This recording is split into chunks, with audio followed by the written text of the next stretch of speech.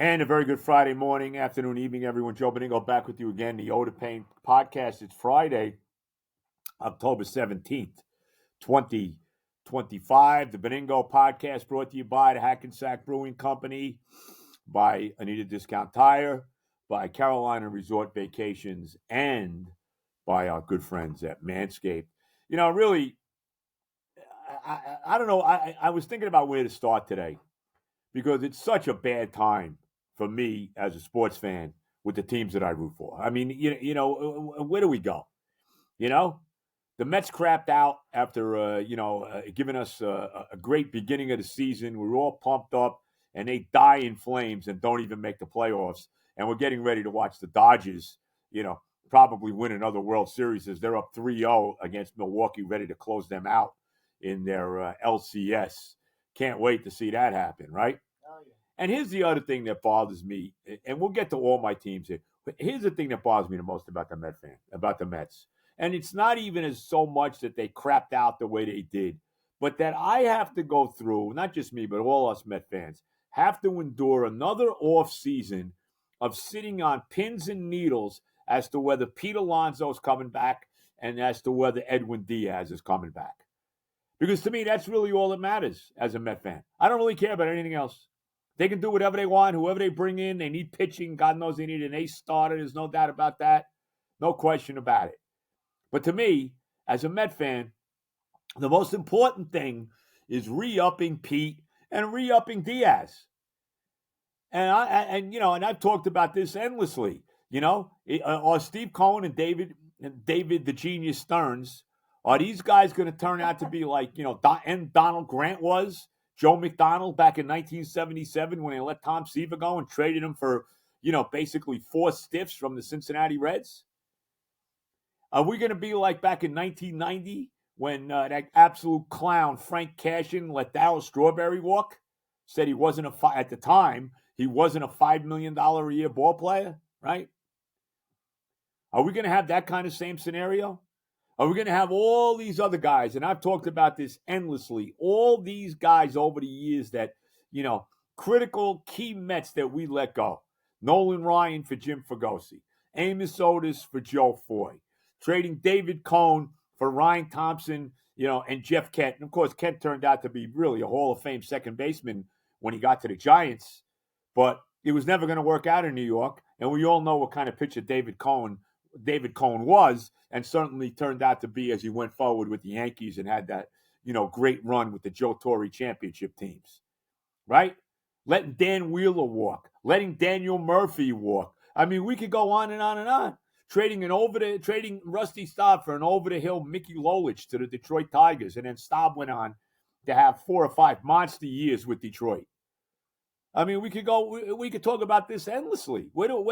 If you're a Met fan and you've been through it all like me, man, I'm sick and tired of this. The fact that I have to sweat out, and I should say we, not I, but me, have to sweat out Alonso coming back is absurd. So we let our all-time home run leader walk back in 1990. Thank you very much, Frank Cashin. Are we ready to let our all-time home run leader walk in 2025? Thank you very much, Uncle Stevie and the Genius Stearns. Is that where we are now? Is that what's going to happen here? Or are they going to sign this guy and do right by him and do right by the Met fans and have Pete Alonso play his whole career as a Met? Isn't that what a concept that will be? How about that? Yeah, I'm sick and tired of watching top flight guys go. I didn't even mention Kevin Mitchell. How about that? Think about the trade that the Mets made in the 80s when they traded Kevin Mitchell to San Diego for that absolute piece of garbage, Kevin McReynolds. And I know McReynolds was a good player and all of that. I get it. Guy didn't want to be in New York. He wanted to go duck hunting every freaking day. They traded Kevin Mitchell. He winds up in San Francisco. Oh, by the way, was the MVP in the National League in 1989. Of course he was. And the asinine, theory by Cashin, okay, where he basically thought that Mitchell was a bad influence on Doc and Darryl. Maybe if you would have monitored Doc and Darryl better than you did, Frank, you wouldn't have had the situation go down the way it did. Of course. But this is a different situation with Alonso. It really is. And I don't want to hear about his defensive metrics. I don't want to hear that we're into run prevention with the Mets. Well, that to me means you better get this freaking pitching staff straightened out. You're going to let Alonso walk after the kind of year he had? 38 homers, 126 freaking RBIs. Only Schwarber had more than him in all of Major League Baseball, right? 40-something doubles, OPS almost 900. Everybody gets delirious about OPS. And Alonso even hit over 270. And in this world of baseball where nobody hits 300 anymore, 270 is like hitting 320. It's a freaking joke. It's a joke if they let this guy walk. And then you get to a guy like Edwin Diaz. Okay, now I have seen everything with the Mets. Every closer they ever had, starting with Ken McKenzie, going back to 1962, 1963, right? I've seen them all. Tug McGraw, Jesse Orozco, Roger McDowell. You go right on down the line. Frankie Rodriguez, Braden Lupa, Armando Benitez, John Franco, on and on and on. Jerus Familia, all of these different guys that have been closers for the Mets over the years. Some with success, some with not so much success. Some with there's a lot of pain, some with there was not so much pain. But there was always pain when it came to Met closers, no matter who it was. So now, maybe, and you can make a case that the best closer the Mets have ever had is Edwin Diaz. Are they going to re-sign him? They better freaking re-sign him. What are they waiting for? You're going to have teams lining up. Well, they're not even, my wife's asking what are they waiting for. What they're waiting for is, well, they could sign both of them right now because they're their own players. They could do it right now. You're 100% right about that. And then once the World Series is over, they have that grace period, I don't know, maybe it's 10 days where you can negotiate with your own free agents and nobody else can. And then, of course, they eventually become free agents. And we don't want to see that happen because it's not going to be like last year where there was some kind of, I don't know, some kind of a blackballing of Alonso where nobody wanted to sign him, right? Nobody wanted to sign him because he was coming off not a great year, 34 homers, 88 RBIs, even though he hit that big-time home run against Milwaukee to keep us, making that playoff run that we did. Nobody wanted to sign him, and if it wasn't for an uproar that day when they had the fan day at Citi Field back in January, where I was there that day, and they wound up getting sick as a dog after it. Oh, Lord. We won't even get into that. And who'll ever forget that for me? It was coming out both ends there for a couple days. But, I mean, it was – if it wasn't for that day and the fans booing Stearns and getting on him for Alonso, I don't think Cohen would have signed him. Then they went down to Tampa and they talked to him. He was at his club or wherever he was, Pete, and they finally freaking signed him. But look at the deal they signed him. They basically signed him to another 1-year contract with an option for the second year. They knew he was never going to take that second-year option. You knew it. You know he's going to opt out. They signed him for $30 million. Out of the second year was $24 million with an opt-out. You think he was taking that, especially the kind of year he had? You think there's not going to be teams that are going to be out there dying to sign Pete Alonso? The Yankees among them? What a disaster that would be. Can you imagine? I understand that Soto left the Yankees for the Mets, but Soto was there for 1 year. He was a transient player for the Yankees. He wasn't some, iconic Yankee that moved on to the Mets. That's not what Soto was. Like I said, Soto was a transient guy. The Yankees were his third team. He'd been in Washington. He'd been in San Diego, the Yankees. The Mets are already his fourth team at the age of 26 years old. As good a player as he is. He was a 1-year guy there. So he wasn't some, a guy, like a guy like Bernie Williams or Derek Jeter or Andy Pettitte or, these kind of guys who were iconic Yankees, Aaron Judge, that the Yankees let go. If Pete Alonso winds up with the Yankees, it is one of the great disasters in the history of the franchise. How could David Genius Stearns look himself in the mirror if he did that? How could Uncle Stevie allow that to happen? Yeah. There'd be an uproar with the Mets. And there's other teams. The Red Sox, I heard, have interest. Houston has interest. There's going to be a bunch of teams throwing big money at Pete Alonso. And if I'm Uncle Stevie, boy, he better be way ahead of the curve, and he better be getting it done himself. I'll tell you right now. What a disgrace. I am so, you just heard me recount all the different guys. I am so sick and tired of watching the baseball team, my franchise, who I've been, rooted for my entire life, let another iconic player go. I can't take it anymore. I really can't. And that's one of the reasons why this team hasn't won a World Series in 40 years, going on 40 years, has only won 2 in their history, hasn't been to a World Series in 10 years, right? Has never been to the playoffs more than 2 times in a row in their history. Back-to-back years, only a couple times in their history, never 3 times in a row. And has only been to the postseason 11 times, even less than the woebegone New York Jets in basically the same period of time. What a disgrace. There's no other way to say it. They better freaking sign Alonso, and they better sign Edwin Diaz. Anything else they do, I don't give a damn, okay? I really don't give a damn.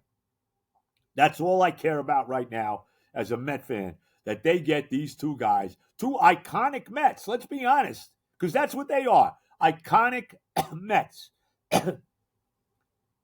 You better get these guys done. You better. Or that's going to be a mark that will live on in infamy. Right there with M. Donald Grant and Joe McDonald, right there with Frank Cashin and Joe McIlvaine. It'll be right up there with Stevie Cohen and the absolute brilliance of David, I'm smarter than everybody, Stearns. Oh, yeah. So smart. Unbelievable. 40 years, by the way, Met fans, without a world championship, and only 2 since 1962. Such is the state of the New York Mets. Now let's move, and I'll get to the Jets eventually. Now let's move on to the Rangers, okay? How about this? Only the Rangers could do something that has never been done before in the history of professional hockey, going back 1,000 years, as the Rangers celebrate their 100th year in existence. Is that all? Going back to 1926, right? The Rangers have done something that nobody else has ever done. They have not scored a goal in their first 3 home games this year. That's right. Not scored 1 goal. Lost all 3 games, obviously, because, you have to score a goal somewhere to win a game, right? It's not like the old days where you could have a 0-0 tie. No. Haven't scored a goal in 3 games. You'd think maybe, and their record is 2-3-1. They lost in overtime last night, 2-1 to Toronto. I think they scored 6 goals in 1 game against Pittsburgh. That's about it. I think they scored 6 against Pittsburgh 1 game and 4 against Buffalo in the 2 games they won. But now 1 goal at home, right? They scored 1 goal yesterday and losing 2-1 in overtime to Toronto. You think maybe they missed number 20, Chris Kreider? Think maybe he might have put a couple in the net for them? But then again, Chris Drury in his brilliance, and Drury, don't Drury and Stearns kind of look familiar? Don't they kind of look like they're like their relatives? There was a great album many years ago by Dan Fogelberg and Tim Weisberg. Fogelberg has since passed. It's called Twin Sons of Different Mothers. And maybe that's exactly what Stearns and Drury are. Twin sons of different mothers. Both absolute disgraces, right? Nobody likes Drury. I don't know too many people that like Stearns. So maybe, did Drury go to the Ivy League? Drury has that look like he's an Ivy Leaguer, doesn't he? If I could guess, I would say Drury went to Yale. Maybe I'm wrong. Maybe it's Cornell. I don't know. But he's got that Ivy League look, right? He like I'm smarter than, like I'm so smart, How did Jim Dolan not get rid of this guy? Got rid of basically everybody else with the Rangers. Why did he get rid of this clown? And we got David Stearns, the genius, who had a great year. I don't want to pay for pitching, and it showed. I mean, it worked out real well as the pitching collapsed on the Mets last year. So what did the Mets do? Let's fire the coaching staff. Whatever happened to the pitching lab that Jeremy Hefner had? He was one of the top pitching coaches in the game. He was another Leo Mazzoni, Dave Duncan, right? Isn't that what he was? What happened? What happened was Stearns gave him nothing but shit to pitch this year. And you can't make, it's very hard to make chicken salad out of chicken shit. I can tell you right now. So I don't know what else to say. I mean, you know what? I'm very worried as a Met fan. This is my big concern because what else do I have? You know, I don't know how good the Rangers are going to be. Think they'll ever score a goal at Madison Square Garden? We can only hope. I think they're on the road. I think they play Montreal tomorrow. I think. You watching me die here? You're right. I don't know. I may not be all right, but it doesn't matter. Oh my. Anyway, What? I think they play Montreal in Montreal tomorrow, so maybe they'll score a goal because they're on the road. Chris Drury, David Stearns, twin sons of different mothers. Unbelievable. So don't expect much from the New York Rangers this year. Oh, by the way, have not won a Stanley Cup. Remember when it was like, oh, the Stanley Cup, now I can die in peace. You know, the Rangers finally won. Well, now it's been 31 goddamn years since they won. That's 31. Really? Got a lot of Ranger fans that never saw that cup. Think about that. Wow. 31 years ago. And that's the team that won the most recently of the teams I root for. And it's only 31 years ago. What a disgrace. All right, before I get to the shitty Jets and the Knicks, who everybody is getting delirious about, but they won't win an NBA title again. But nevertheless, I regress. Now, I'll let you know when our next live podcast, if it's ever going to be one again. I don't know. I don't know what the deal is with Mike Jones, so I don't know what's going on there. It doesn't seem like they're in any hurry to bring us back there. So. We'll see how that all plays out when all is said and done. If there is another live podcast at the Hackensack Brewing Company, we will let you know when it is. Now, if you need work done on your car, you need tires, anything along those lines, you need your car inspected, you got to go see my son Johnny and the whole group over there at Need a Discount Tire. His boss Ari, Rob, one of the great mechanics, and they'll take care of you. I Need a Discount Tire in Rivervale, New Jersey on Westwood Avenue. Check them out. Tell them Benigno sent you. Now, one of our newest sponsors is the Carolina Resort Vacation, which my family was down there in Myrtle Beach and had a great time. I was not there because I don't travel well. I really have very little desire to go anywhere anymore, which is terrible. I guess part of it's because I'm an old man and a faded relic now. I think that's part of it. A lot of it has to do with the nightmare that flying in this country has become now in so many different levels. Will my plane be there? Will they cancel my plane? Will some lunatic be on the plane going delirious while I'm on the plane? I don't know. You know what I mean? Who knows? My hair out. Something, whatever it may be. So that's another reason why I'm not in any hurry to get on any airplanes, and I'm not big on driving, for eternity. You know what I mean? I'm not big on that. But anyway, Myrtle Beach Resort, Carolina Resort Vacation. Now, if you're looking for your perfect vacation spot, check out Resort Vacations OBLV Unit 2 in beautiful North Myrtle Beach, South Carolina. And they have it all. They really do. Like I said, my family was down there, had a great time. 5 spacious bedrooms, each with a private suite, private en suite bathroom. Hello, convenience. Remember to have your own bathroom right there? How good is that? A fully stocked kitchen ready for family meals or group cooking nights. Arcade-style gaming tables with 150-plus classic games. Doesn't do me any good, but nevertheless. Smart TVs in every room. Entertainment for everyone.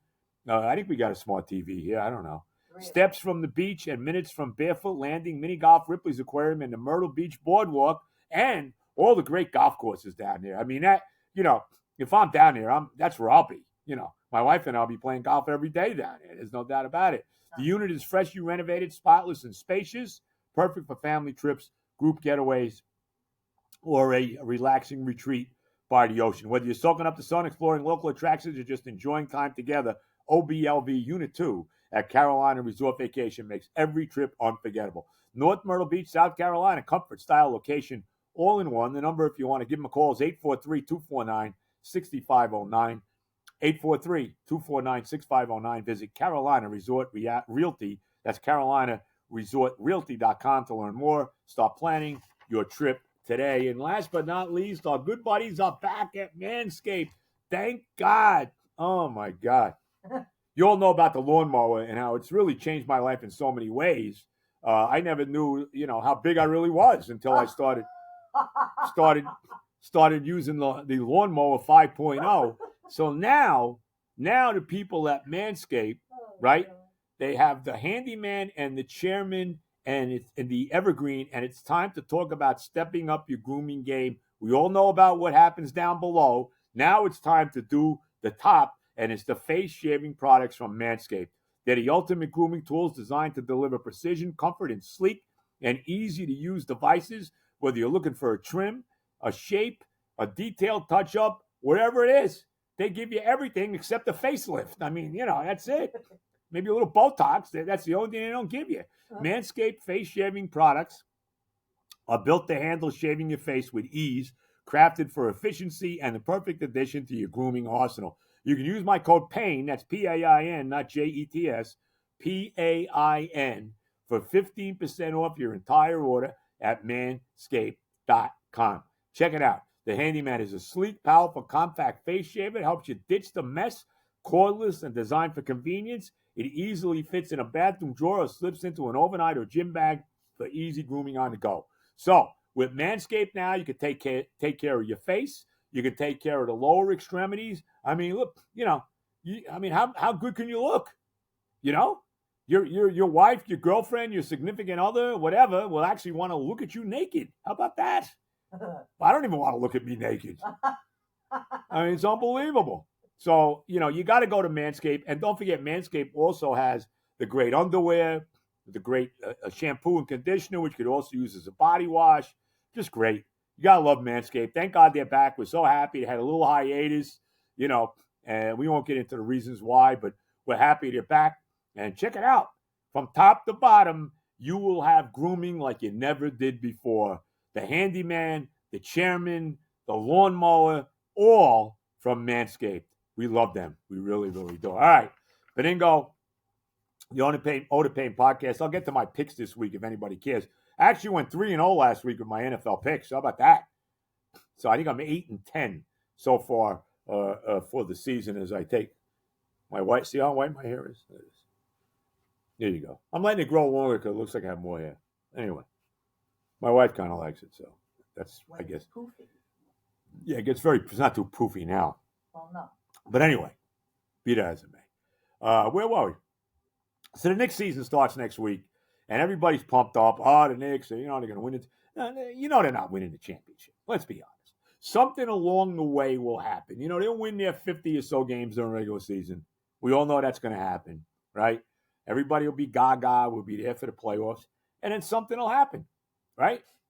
Charles Smith, Michael Jordan, Reggie Miller, Trae Young, Tyrese Halliburton, something, Hakeem Olajuwon, something along the way will happen to the Knickerbockers.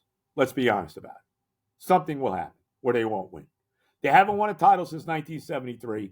Thank God that I saw the 2 Knicks championships, and they were tremendous teams, Willis and DeBusschere and Bradley and Barnett and Clyde and the Pearl and Phil Jackson, Dean Meminger, Red Holtzman, of course, coaching them. Those were the days. And we'll never see those days again. And there's so many Knicks fans out there that have never seen them win. So, yeah, the regular season is basically just all about seeding. The Knicks are going to be there. There's no doubt about it. And the home court advantage hasn't always worked out either. How many brutal losses have the Knicks had in the playoffs at the Garden? The Charles Smith Memorial, Reggie Miller in 1995. We could go on and on. We'll go right up to Tyrese Halliburton last year, right? Trae Young a couple of years ago. There's been so many brutal losses over the years at the Garden. Brutal, right? Lost to Miami in 97, that horrible Game 6 when everybody, was suspended and all of that. So enjoy the regular season. Don't get your hopes up too high because at some point during the year, the Knicks will crap out. How about this, too? I was thinking about this. Outside of the Mets, who are bringing back Carlos Mendoza, the other 3 teams I root for all have first-time head coaches, right? Mike Sullivan with the Rangers, Mike Brown with the Knicks, and Aaron Glenn with the Jets. And speaking of the Jets, what a disaster Aaron Glenn is. Here the Jets are. The season's over before. Really, the season was over before my birthday, which is September 26th.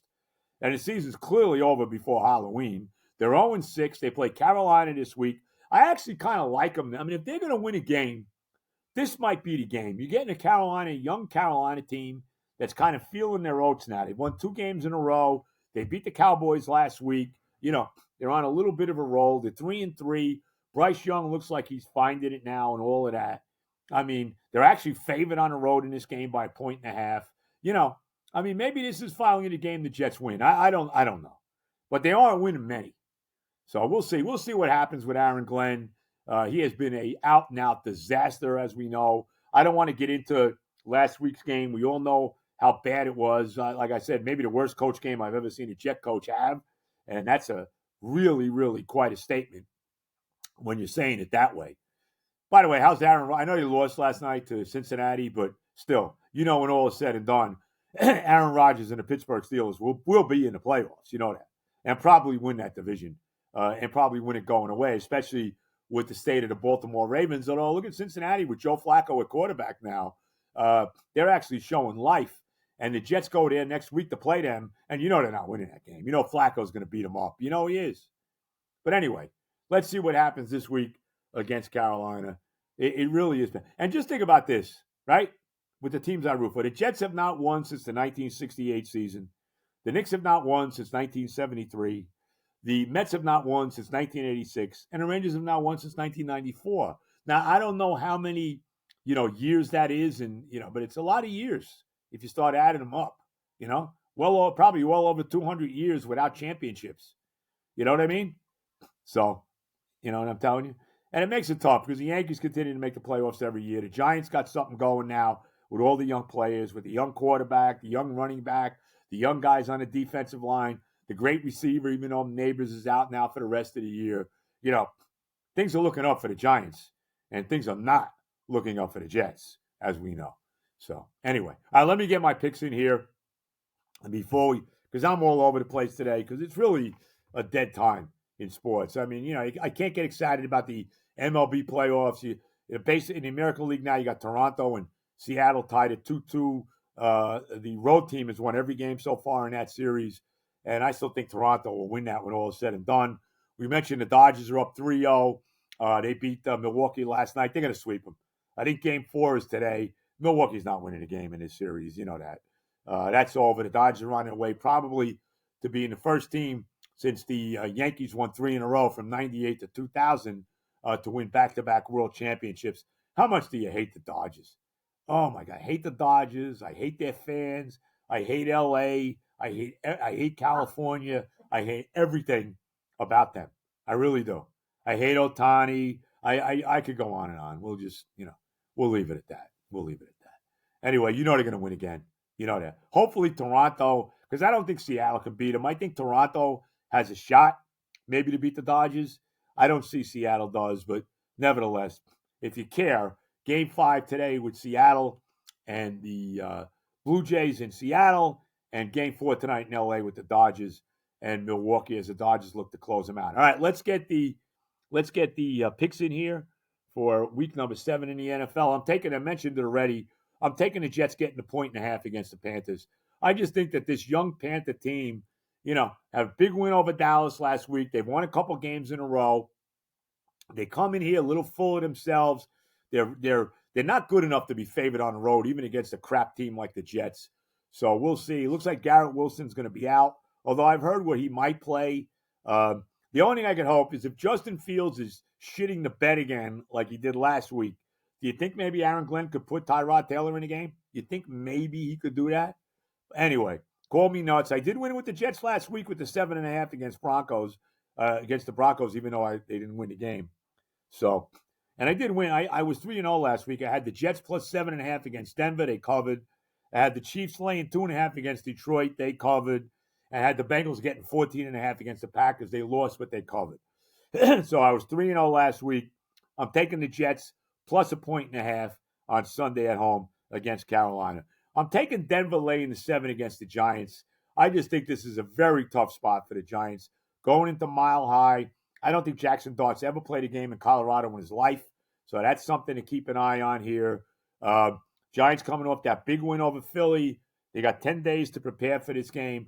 But you know that Sean Payton was not happy with the performance from his football team last week in London against the Jets. If they were playing anybody else but the worst team in pro football, they would have lost that game. Denver played terrible. They were ripe for the picking. Dumb penalties. Bo Nix didn't play well. They couldn't run the ball. Yada yada yada. And if it wasn't for the just complete ineptitude of the Jets and their coaching staff, Denver would have lost that game.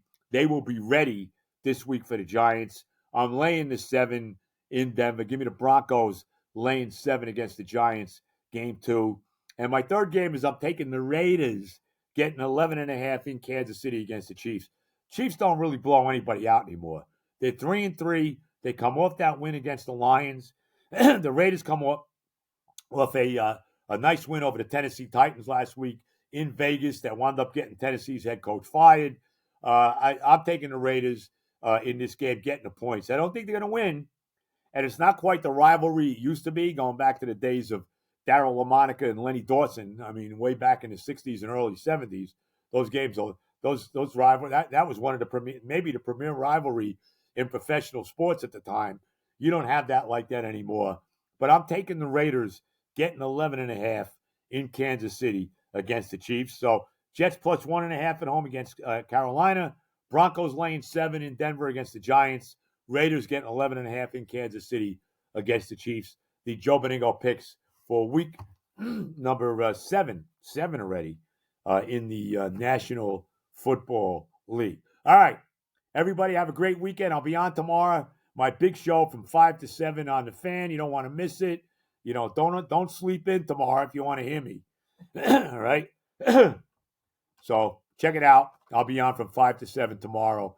And enjoy your Friday. Enjoy your weekend. Enjoy the football over the weekend. Check out the podcast again on Monday. All the love, everybody. God bless America. And God knows that we need it.